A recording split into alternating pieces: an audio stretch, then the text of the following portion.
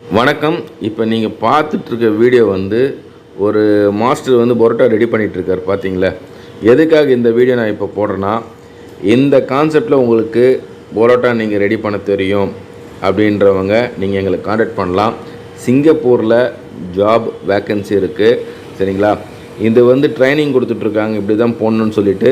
Suppose உங்களுக்கு பரோட்டா போட தெரிஞ்சாலும் உங்களுக்கு இந்த மாதிரி சிங்கப்பூர் பரோட்டாலாம் நீங்கள் போடணும், அந்த மாதிரிலாம் இருக்குது.